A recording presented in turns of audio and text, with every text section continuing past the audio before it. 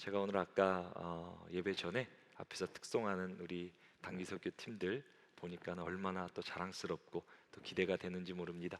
또 오늘 함께 해주신 모든 분들, 우리는 선교교회입니다. 하나님의 그 목적과 사명에 우리가 생명을 다하는 교회가 되는데요, 이번에 단기선교 팀들 우리가 함께 축복하며 기도하며 우리도 중보기도를 통해 이 단기 그 선교에 함께 동참했으면 좋겠습니다. 우리를 하나님의 놀라운 선교로 부르신 하나님께 한번 영광의 박수 드리겠습니다.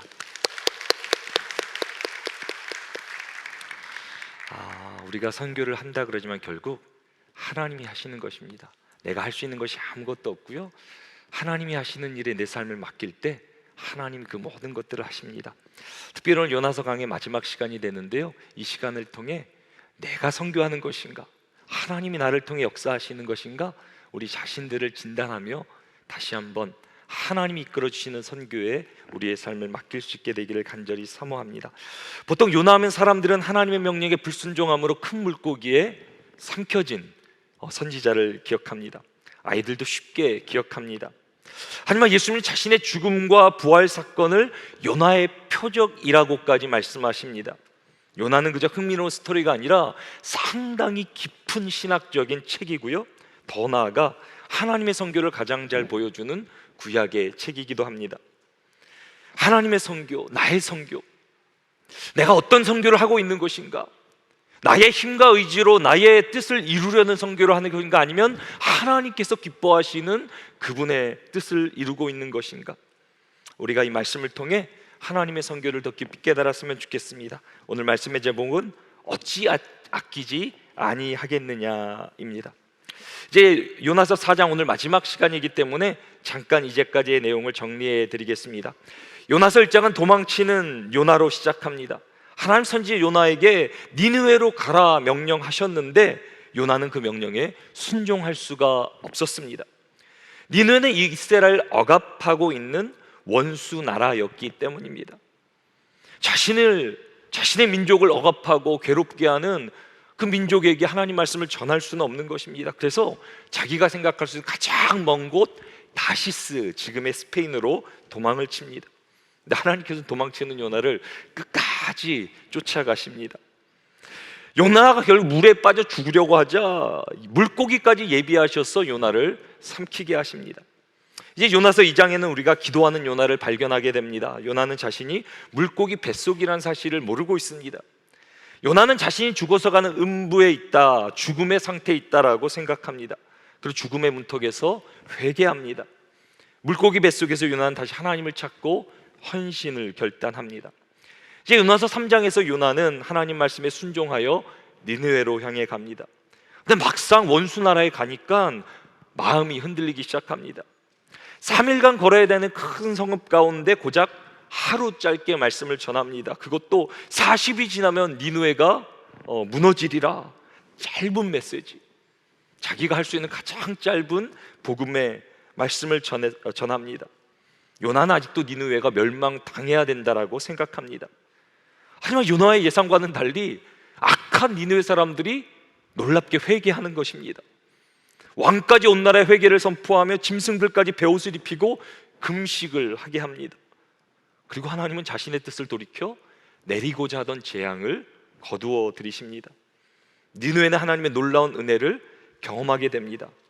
하지만 이때 요나는 니느웨를 심판하지 않으셨다는 사실을 매우 불편하게 생각합니다.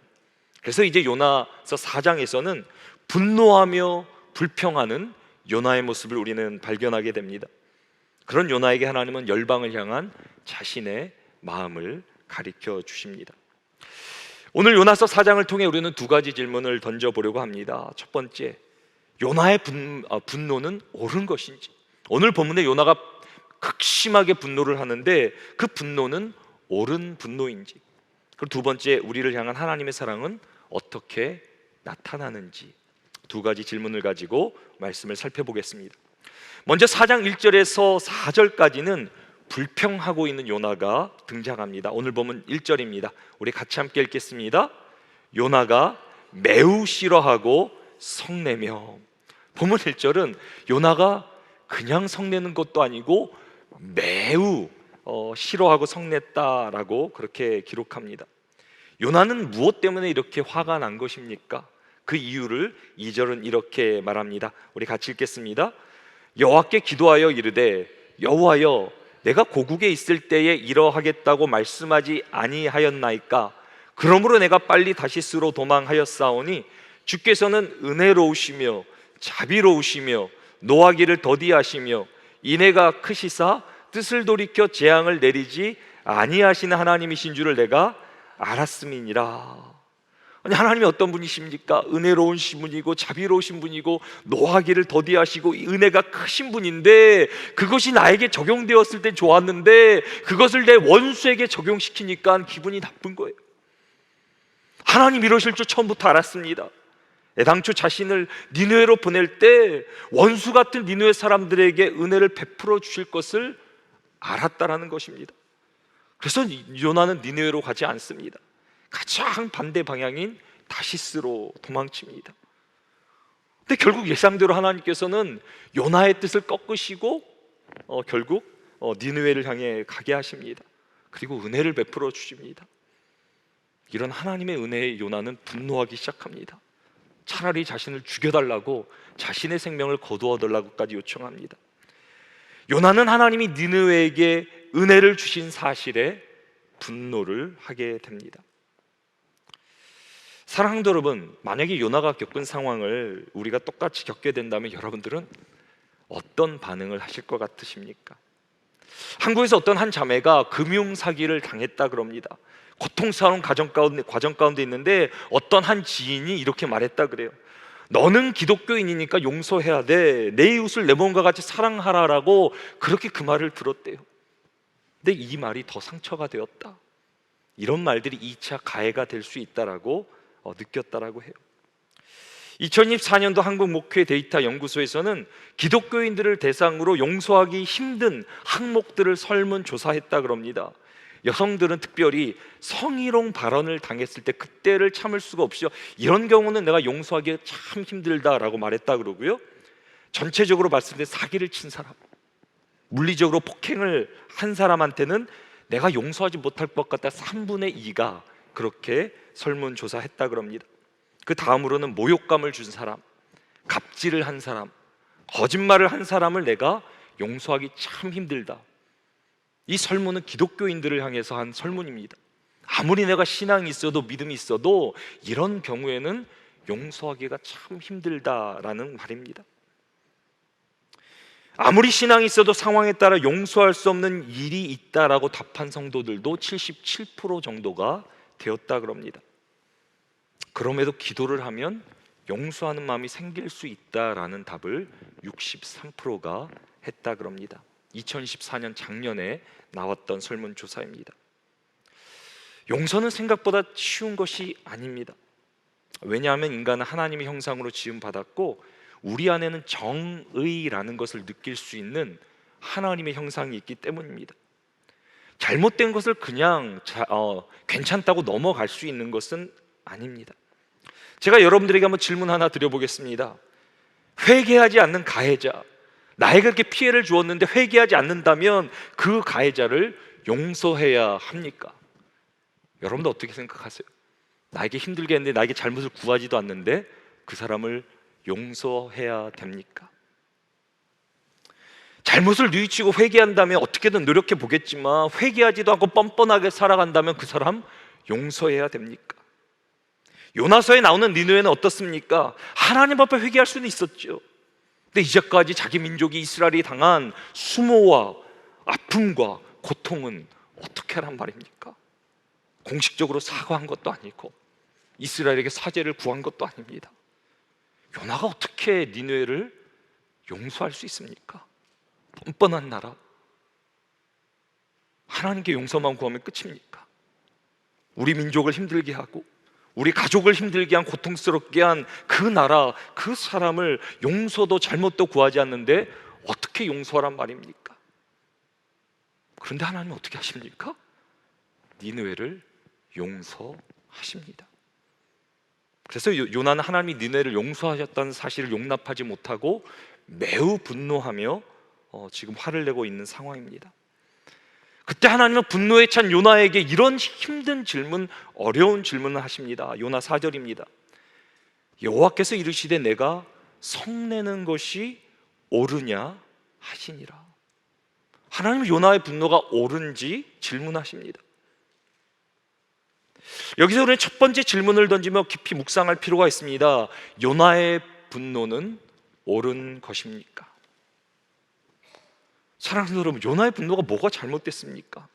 우리도 요나 입장이라면 화가 날 만하지 않겠습니까?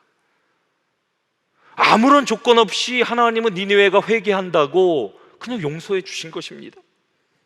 최소한 이스라엘에게 피해 보상 정도는 해줘야 되는 거 아닙니까? 아니, 그거라도 아니면 용서라도 구해야 니느웨를 용서할 수 있는 것 아닙니까? 하나님의 공의는 어디 있는 것입니까? 저도 요나와 같은 입장이었다면 분노했을 것입니다. 요나 입장에서 볼 때 회개 없는 용서가 가능한 것입니까? 본문은 요나의 분노가 옳은 것인지 직접적인 답을 바로 제시하지는 않습니다. 그 대신 오늘 본문은 다음 스토리로 바로 전개가 됩니다. 두 번째 내용은 박넝쿨과 요나에 관한 스토리가 됩니다. 오늘 본문 5절 말씀 같이 함께 읽겠습니다.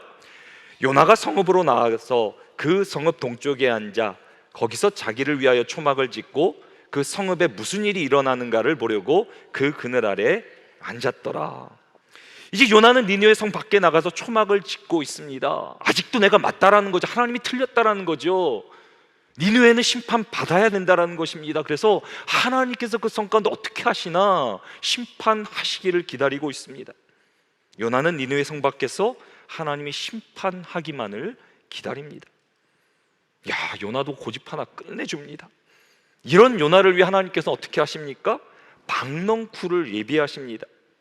하나님은 박넝쿨을 예비하셔서 요나의 그늘이 되게 하십니다.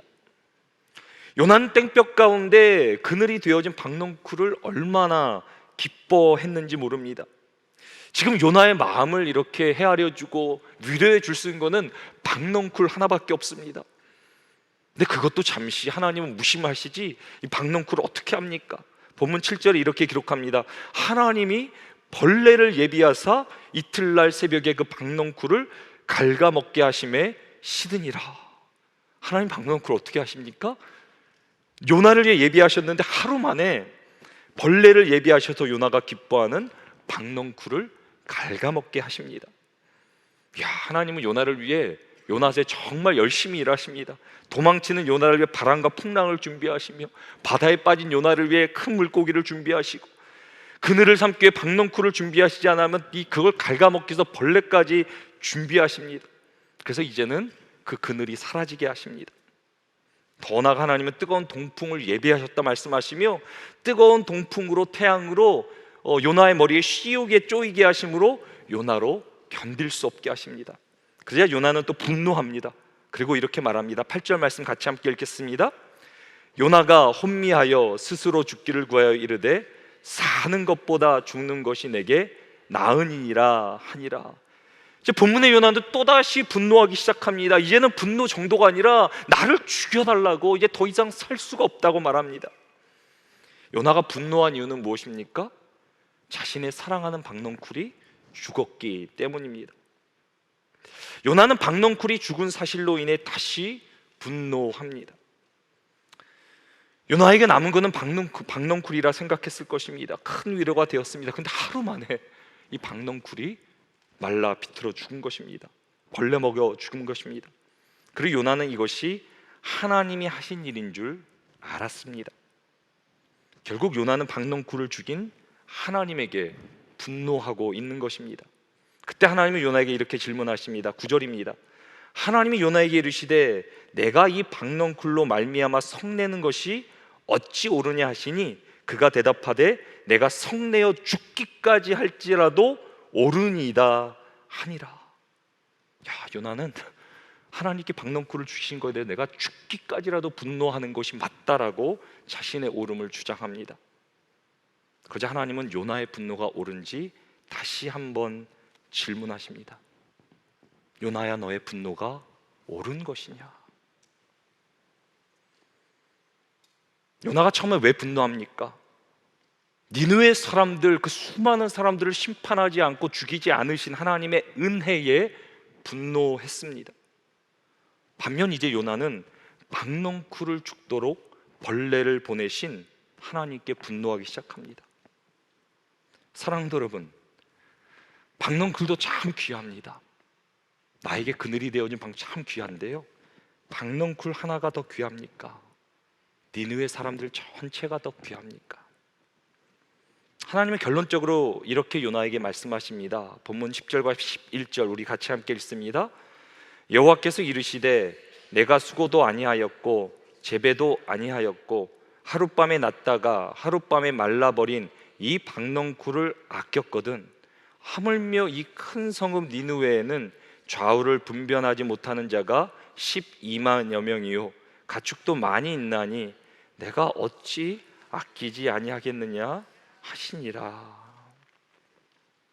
하나님께서 요나가 박넝쿨을 아낀 것처럼 인간을 아끼신다라고 말씀하십니다. 참 인간은 합리적인 것 같은데 이기적입니다. 다른 사람들 아끼는 것 같고 뭔가 친절한 것 같은데 내게 하나라도 사라지면 분노하고 요나 같은 모습으로 살아가는 게 우리 모습입니다. 하나님 요나에게 주신 첫 번째 질문이 무엇입니까? 니느웨 사람을 심판하지 않으시는 하나님의 은혜에 분노하는 것이 옳으냐? 우리 민족을 힘들게 하고 고통스럽게 하고 나의 가족들을 죽인 저 민족의 은혜를 베풀어 주신 하나님의 은혜가 옳은 겁니까? 라고 그렇게 묻고 있는 하나님에게 하나님께서는 그것이 옳으냐라고 말씀하시고, 그렇다면 우리가 생각해야 되는 게 무엇입니까? 그러면 요나를 심판하지 않으신 하나님의 은혜는 옳은 것인가?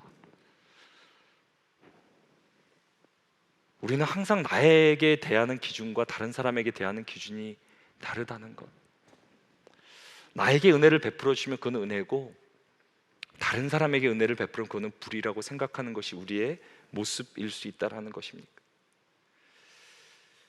그럼 우리가 단기선교 나가는 우리 단기선교팀 우리 성도들 물어보겠습니다. 우리를 심판하지 않으시는 하나님의 은혜는 옳으신 것입니까? 우리가 공의로 따진다면 우리가 선교도 아니고요, 그냥 우리는 우리 죄로 심판받아 죽어야 돼요. 그냥 죽는 게 죽어 마땅한 존재들이에요. 선교가 뭡니까? 선교라는 이름조차도 우리는 할 수 없는 존재예요. 혹시 여러분들 가운데 내가 할 수 있어서 내가 하나님께 뭔가 내 삶을 드리고자, 그것도 참 귀한 건데요, 근본적으로 우리는 선교라는 것 자체를 할 수 없는 죄인들이에요. 죄인들. 선교의 가장 기본이 뭐냐면 하나님께서 죄인된 우리를 그분의 전적인 은혜로 우리를 구원해 주셨다는 것, 그것을 인식하지 못하고 우리가 선교를 잘못하고 있는 거예요. 내가 뭔가 할 수 있는 것처럼, 내가 뭔가 이루는 것처럼, 내가 가서 봉사하는, 그게 선교가 아니에요. 가장 먼저 선교라는 것은 하나님께서 나를 구원해 주신 그 은혜를 깨닫는 것, 그것이 선교인 줄 믿으시기 바랍니다.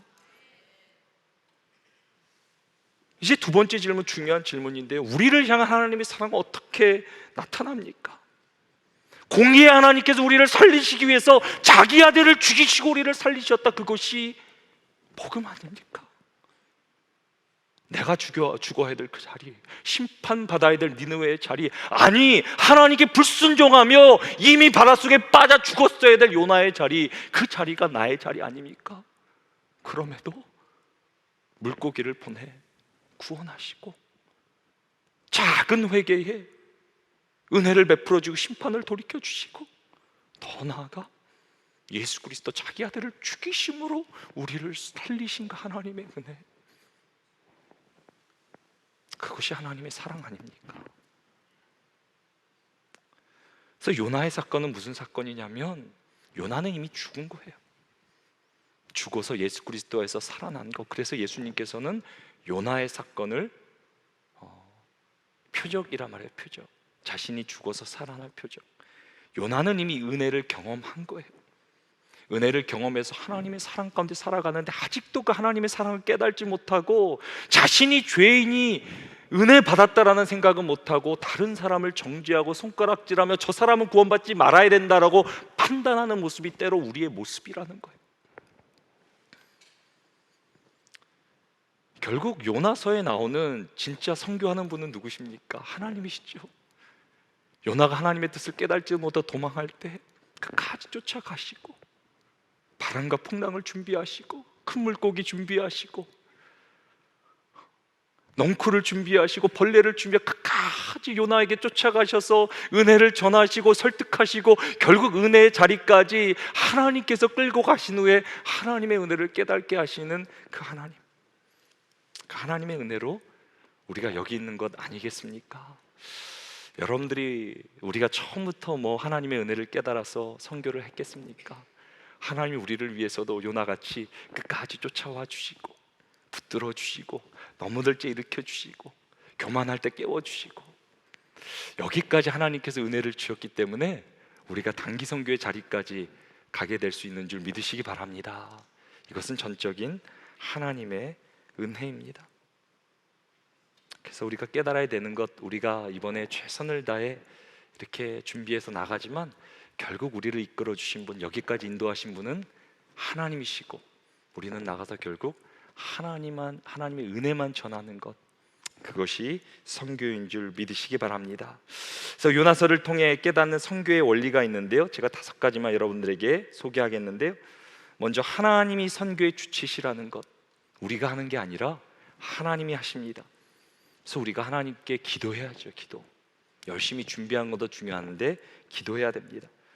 그리고 하나님의 사랑이 선교의 본질입니다. 우리가 열심히 이런저런 사역도 하지만 그 가운데 사랑이 없다면 아무것도 아닙니다. 하나님의 사랑이 선교의 본질이고요, 하나님은 혼자서도 하실 수 있으지만 요나를 사용하신 것처럼 우리를 써주신다라는 것, 하나님의 써주심에 우리는 감사해야 되고요.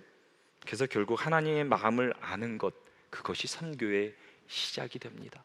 내가 그 하나님의 은혜를 깨닫는 것. 그래서 가장 좋은 선교는 뭐냐면 나의 교만함과 모든 것 내려놓고 하나님의 말씀에 순종하는 것, 그것이 가장 좋은 선교의 모습인 줄 믿으시기 바랍니다. 우리 같이 한번 1번부터 5번까지 우리 같이 한번 믿음으로 고백하십니다. 하나님이 선교의 주체이십니다. 하나님의 사랑이 선교의 본질입니다. 하나님은 우리를 통해 선교하십니다. 하나님의 마음을 아는 것이 선교의 시작입니다. 하나님의 말씀에 순종하는 것이 선교입니다. 아멘. 이번에 단기 선교 나가셔서 요나와 같은 생각이 들 수 있어요. 막 화가 날 때도 있고요. 그럼 하나님 말씀하실 거예요. 네가 화내는 것이 옳은 건가? 분명히 말씀하실 거예요. 그때 요나같이 겸손하게 이렇게, 근데 하나님께 다 깨닫게 하실 거예요. 인도하실 거예요. 우리 부족함에도 끝까지 우리를 붙들어 주셔서 영광의 자리까지 우리를 하나님께서 인도해 주실 거예요. 그러나 우리가 그 순간이 있을 때 질문 던져야 돼요. 하나님, 내가 왜 이렇게 마음이 힘들고 왜 분노하고 있습니까? 요나의 마음이 있습니까? 혹시 내가 하나님의 마음을 잃어버리고 이미 내 뜻대로 선교하는 건 아닙니까? 여러분들 이번에 단기 선교 때 잘 기억해 주시고요, 내 안에 요나의 마음이 일어날 때 하나님께 다시 한번, 내가 하나님의 은혜로 이 자리에 있습니다. 하나님의 은혜만 전하기를 원합니다. 내가 순종으로 하나님의 아버지의 뜻을 이루기를 원합니다. 이 마음만 가지신다면 하나님께서 우리를 통해 놀랍게 역사하시리라 믿습니다. 이번에 가시는 모든 우리 단기 선교팀들 사랑하며 축복합니다. 여러분들 통해 열방이 하나님께 돌아오게 될 것이고요, 또 여러분들을 선택하시고 또 불러주신 하나님께 감사함으로 나가시 바랍니다. 그리고 우리가 함께 나가지 못해도 우리가 함께 기도할 때 이 단기 선교에 동참하게 되는 것이 됩니다. 우리 모든 성도들, 우리 단기 선교팀과 함께 기도함으로 우리가 하나님의 뜻을 이루고 하나님이 가장 기뻐하시는 선교에 동참하는 우리 모두가 되기를 주님의 이름으로 축원합니다.